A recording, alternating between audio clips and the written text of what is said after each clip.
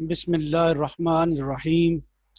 अस्सलामु अलैकुम वरहमतुल्लाहि वबरकातुहू। व्यूअर, जैसा कि आपको मालूम है कि वेक्टर स्पेस का लेक्चर 1 हम डिलीवर कर चुके हैं और ये लेक्चर 2 है। इसमें थोड़ा सा और हम आगे चीज़ों को लेके चलेंगे। सब स्पेसेस पिछले लेक्चर में भी थोड़ी सी डिस्कस की थी। इंटरसेक्शन ऑफ सब spaces, direct sum,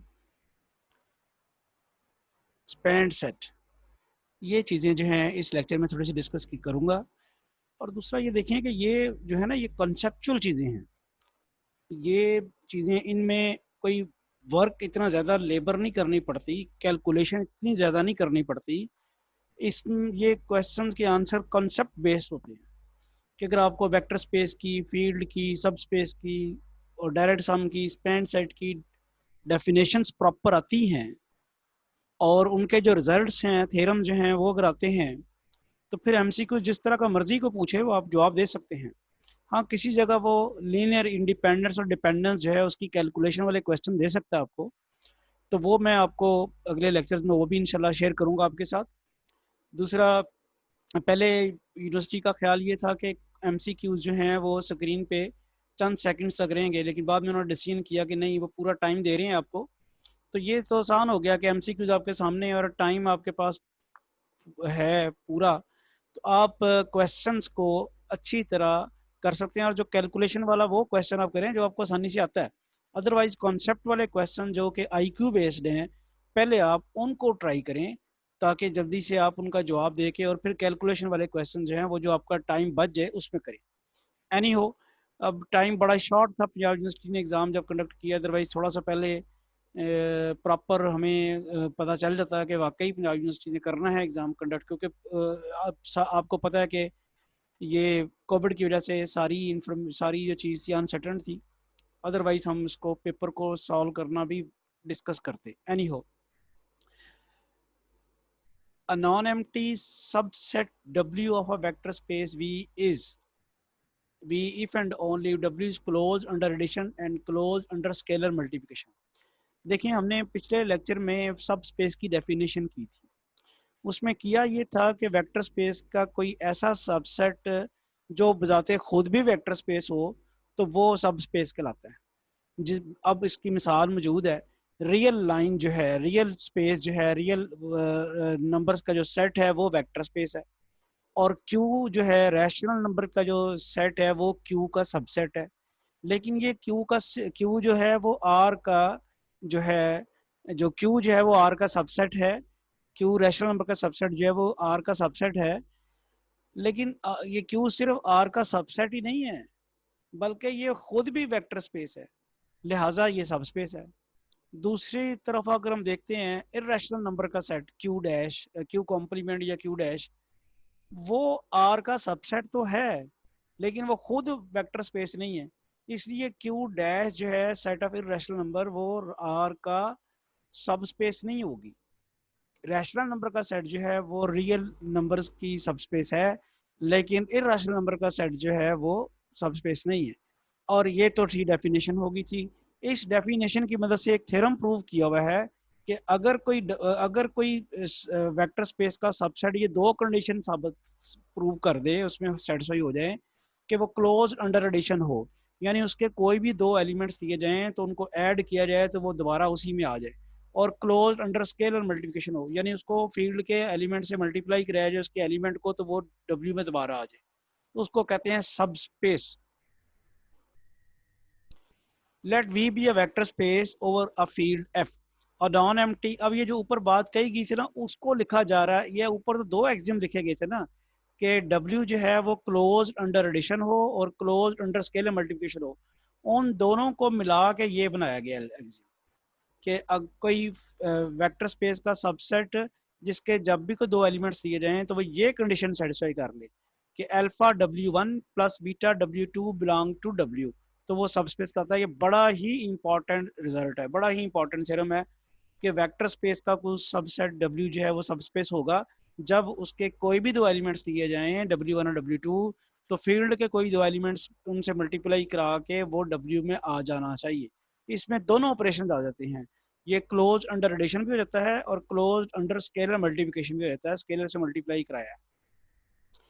the intersection of two subspaces of vector space is, देखिए बेटा, जो जब दो सब स्पेसिस की अब इंटरसेक्शन, सब स्पेस जो होती है ना वो बताते खुद वेक्टर स्पेस होती है, और वेक्टर स्पेस में जीरो लाजमी होता है। क्यों? क्योंकि उसे वेक्टर स्पेस बनती तब है जब उसमें, उसको कहते हैं बिलियन ग्रुप अंडर एडिशन। तो वो ग्रुप अंडर एडिशन अगर होगा तो ग्रुप के 5 एक्सियम जो वो सेटिस्फाई करेगा, उसमें identity element with respect to addition आना जरूरी है, जो कि जीरो होता है। तो जब भी हम किसी को वेक्टर स्पेस कहेंगे तो उसमें जीरो जरूर होगा। तो जब हम सब स्पेस कहेंगे तो वो चूंकि वेक्टर स्पेस है तो उसमें भी जीरो होगा। तो अब जितनी भी वेक्टर स्पेसिस, स्पेस की सब स्पेसिस ले ली जाएं, उनकी इंटरसेक्शन ली जाए, तो उनमें और कुछ आए ना आए तो जीरो तो लाजमी आएगा ना। इसलिए फिर क्या होगा इसका आंसर, ये इंटरसेक्शन जब ली जाए तो उसमें जीरो जरूर आएगा, और वो जीरो बजाते खुद क्या है, सब स्पेस है, क्योंकि वो वेक्टर स्पेस की सारी कंडीशन जो है सेटिस्फाई करती है। The intersection of any number of subspaces vector space is also its subspace। दो दो पिछले क्वेश्चन में दो की कही थी, अब जितने मर्जी की ले ले इंटरसेक्शन तो वो भी सबस्पेस होगी। बात उसमें वही है कि उसमें जीरो आएगा सब में। द यूनियन ऑफ टू सब स्पेसिस, अच्छा, इंटरसेक्शन तो आप किसी भी वेक्टर, कितनी वेक्टर स्पेसिस सब स्पेसिस की ले लें, वो लाजमी तौर पे वेक्टर स्पेस होती है और सब स्पेस होती है। लेकिन यूनियन जो है उसमें जो है कंडीशन जो है वो ये वैलिड नहीं रहती कि ये हो सकता है कि दो वेक्टर्स, दो सब स्पेसिस की यूनियन ली जाए तो वो सब स्पेस ना हो, या ये भी हो सकता है कि वो हो, लेकिन गारंटेड नहीं है। तो गारंटेड उस वक्त होती है जब वो दोनों सब स्पेसिस जो आपने यू और डब्ल्यू ली हैं, वो दोनों या तो यू डब्ल्यू का सबसेट हो या डब्ल्यू यू का सबसेट हो, यानी दोनों में से एक जो है दूसरे का सबसेट हो, तो फिर उनकी यूनियन लाजमी सब स्पेस होगी। तो आंसर इसका फिर डी पार्ट हो गया। If u intersection v then u plus v is called the direct sum of u। वो कह रहा है कि अगर u इंटरसेक्शन v जो है वो उसमें सिर्फ आंसर जीरो आए, ठीक है ना, u इंटरसेक्शन v में सिर्फ आंसर जीरो आए, वो एम्प्टी सेट तो हो नहीं सकता, तो सिर्फ आंसर जीरो आए, तो फिर उसको हम क्या कहते हैं कि वो उसकी जो इंटरसेक्ट वो जो है डायरेक्ट सम है। ये इसको जरा करेक्ट कर लें, ये गलत है जवाब, फाई नहीं होगा, यू इंटरसेक्शन वी कभी फाई नहीं आ सकता। तो यू इंटरसेक्शन वी अगर सिर्फ जीरो आए तो फिर उसे क्या कहते हैं, वो तो लाजमी जीरो आना है। तो इसलिए ये, इसको आप,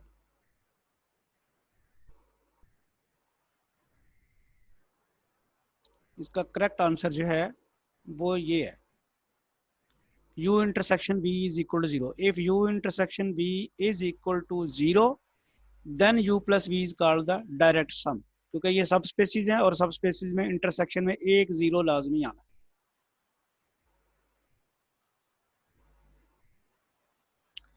The sum of two subspaces of a vector space is also its subspace।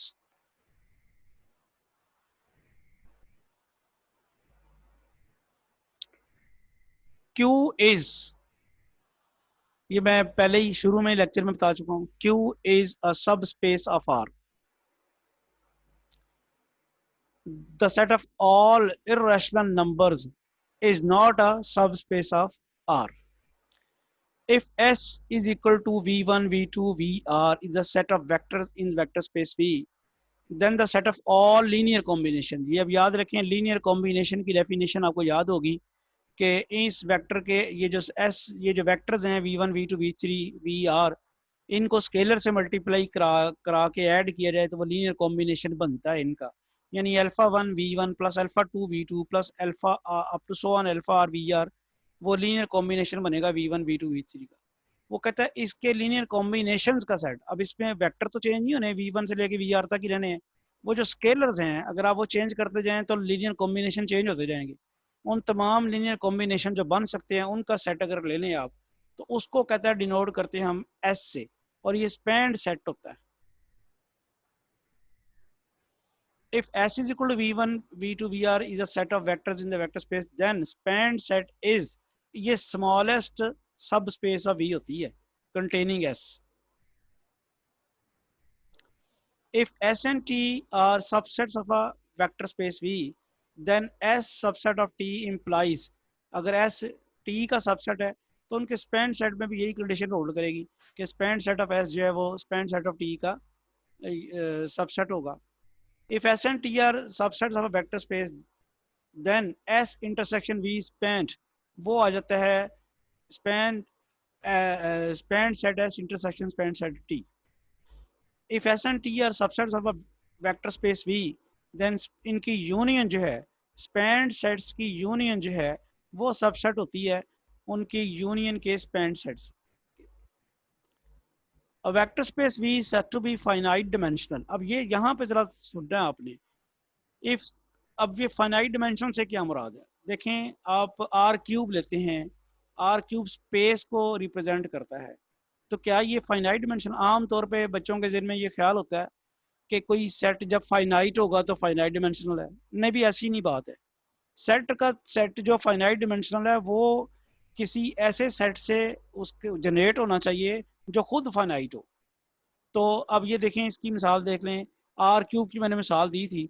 Are cube infinite set है, लेकिन वो जनरेट हो जाता है तीन वेक्टर से, लीनियरली इंडिपेंडेंट तीन वेक्टर्स हैं, 1 0 0 0 1 0 0 0 1। ये तीन वेक्टर जो हैं इनसे वो जनरेट हो जाता है आर क्यूब।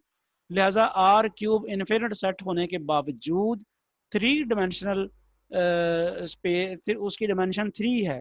वजह क्या है कि वो 3 वेक्टर से जनरेट हो जाता है। उसका स्पैन सेट जो है, उसके वेक्टर्स की तादाद जो है वो 3 है। तो यही उसने कहा, a vector space V is said to be finite dimensional if there is a subset, there is a finite subset S such that span of S is equal to V। यहाँ जो मैंने अभी मिसाल दी थी, S जो था उसमें 3 vector से और V जो था वो R क्यूब था।